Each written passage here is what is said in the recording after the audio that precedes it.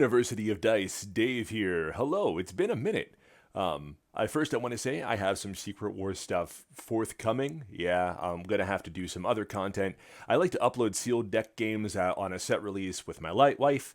I said my life, but she kind of is. But we've had some difficulty finding time for tabletop games lately, so that'll come. In the meantime, you will see some other content related to Secret Wars here. But you might have noticed the channel is not University of Dice Masters, it's University of Dice. It says tabletop for life. I love tabletop gaming of all kinds, but I especially like card games.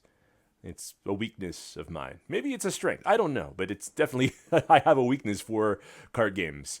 Today I want to talk about the trading card games I have tried over the years, some alongside DM, some before, some after DM made its attempt to capture the kitchen table. And for the most part here, these games did not stick, right? We're looking for love in all the wrong places. But I will start with two games that were right, and that I do in fact still play, even if not as much as I would like. So let me get these two out of the way first. Number one, Netrunner. I love this. Netrunner, of course, was a CCG in the late 90s. I didn't play it then, but it was revised and revived, I suppose, by Fantasy Flight Games as a living card game, probably in the early 2010s. It went really well. I loved it. It was a fun game, elegantly designed. It's asymmetrical if you don't know, so the two sides against each other are the corporation and the runner, who's like a hacker. And you have two completely different pools of cards available to you. You have different goals and different things like that. It's fantastic. It's really neat. Now, of course, they lost the license, and a fan-run group, who's now calling themselves Null Signal Games, picked up that torch and are continuing to carry it, and I gotta say, it's probably better than it's ever been. So, Netrunner. I still love that game. Another game I do in fact play is Keyforge. In fact, I'm expecting a GameFound shipment to come probably early next Monday as I record this. I'm excited to see what Ghost Galaxy Games will do. Of course, Keyforge was bought by Ghost Galaxy, and they are continuing to carry the torch for that one. Of course, after Fantasy Flight infamously lost the deck generation algorithm, former FFG CEO Christian T. Peterson is running that effort. I am skeptical of him because of the way that some things were at FFG, but I wanted to succeed, and of course I was in on the Kickstarter, the GameFound campaign to save Keyforge. And I do like that game a lot, even if it doesn't hit the table as much as I'd like. All right, but what about the ones that were wrong for me? Now, first I want to say, somebody watching this might be your favorite game that I'm about to mention. This is wrong for me. These are my opinions. You can disagree, and I look forward to hearing what you have to say in the comments. But I'm going to start with one that's been growing in popularity, but waned in popularity for me. It'd be Flesh and Blood. Now, first let me say, Flesh and Blood is an interesting and deep game. It is catching on. It's not just the same thing. It doesn't feel like the same thing as most other card games end up being. But it's not really catching on in my area. Stores aren't carrying it. They're still sticking with just the big three CCGs for the most part. I also think that Fab is too dominated by the financial scene for my taste. It's hard to find Fab content that's not also talking about the value of cards, the expected value of boxes, and other things like that. And that's something that I really enjoy not dealing with in things like Dice Masters or Netrunner, or really Keyforge too. I also don't care for the way they're handling retired heroes. When something wins too much, in order to shake the meta up, that hero will become retired. But they're using it in some ways I don't like. First off, this game was sold on it being eternal, but there's still effectively rotation in practice, if not in fact. They also have used it as a balancing mechanism where instead of nerfing something that was too dominant, they just let the retiring system do its thing. I didn't love that. Finally, I don't like that key abilities are locked at the legendary rarity. So we have super rares in Dice Masters, legendary and Fab. It's the highest rarity. There are game mechanisms that are only found at Legendary, and I think that's a problem. Most other card games, you would have a similar but weaker version. Maybe it costs more, maybe it's just a little less effective at other rarities. Here, it just doesn't exist, and I don't care for that. So, that's Flesh and Blood. Nifty game. I still have some cards. I sold several of them that are higher value. I like it enough, but I'm not actively following it at this point. The next game, Versus. This is another game that was a collectible card game, was revived in that living card game style, eternal card game. Of course, LCG is copyrighted, owned by Fantasy Flight, so they had to call it something else. This is Upper Deck. This is a fun game. It involves heroes. I believe there's some alien sets and some other stuff like that. But it's mostly Marvel plus some other IPs that Upper Deck has access to. It's a fun game. I still own it, but there's no scene. It's hard to get product. I like it. It just never, ever, ever gets to the table. I had one opportunity to play it. It was at Origins a few years ago, and I ended up not having time for the tournament.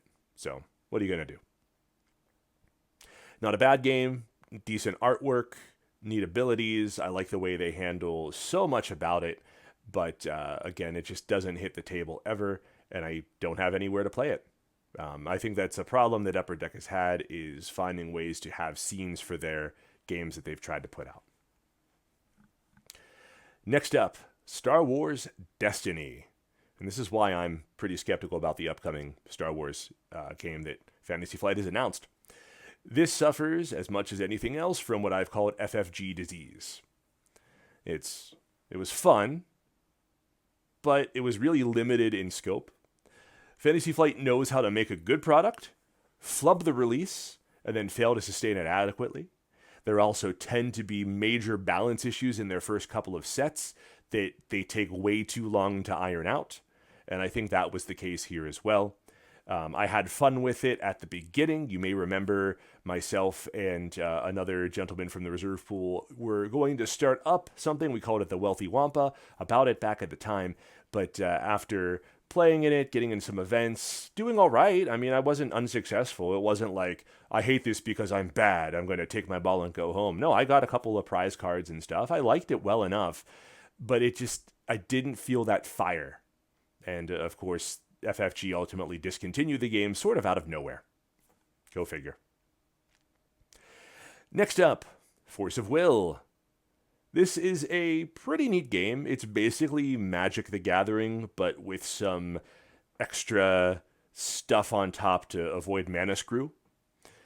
But kind of uncomfortable with the appearance on cards. Now, I like anime, actually, but the content was a bit too... there's no other way to say it. The content was a bit too sexualized for my taste, particularly with the implied age of the figures in the art.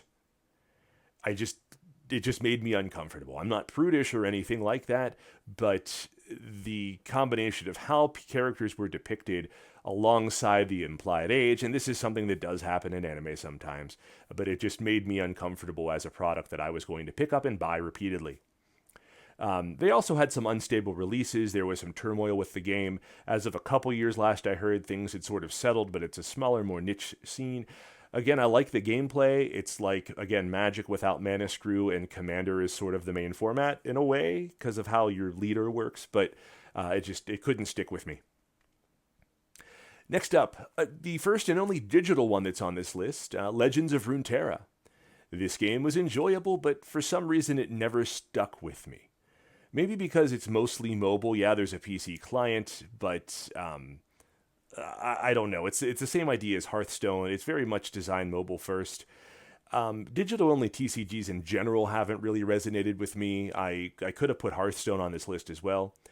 Legends of Runeterra is neat, and I wanted to like it more because it was a very fair economic system in the game.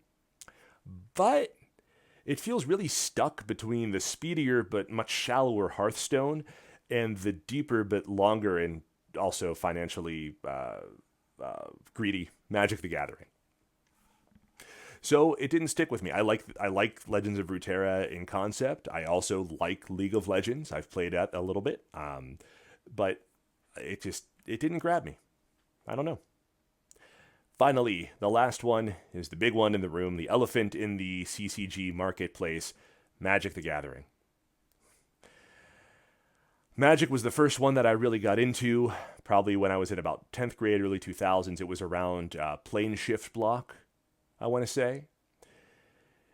This one is just too hard to follow when you see so much about how the sausage gets made. I have some commander decks that I'll keep, but after continued poor treatment of product, and in some cases of the players, I just can't see buying much from them today. Wizards of the Coast has very much lost me as a consumer, both with how they have treated Magic the Gathering lately, as well as how they have treated Dungeons and Dragons lately. Even though some of those situations were rectified in what we'll say is a positive way, particularly with D&D, it's hard to not be skeptical because it happened in the first place. It feels like their parent company, Hasbro, is just trying to milk their stuff for all that it's worth, and I just don't see any kind of attractiveness to it anymore. What about you? What are some card games that you have tried and fell in and maybe right back out of love with? What are some things that you still play? If you're here, probably Dice Masters is one of them. Maybe it's not anymore. That's okay too. Tell me in the comments, and until the next time, keep rolling. Bye.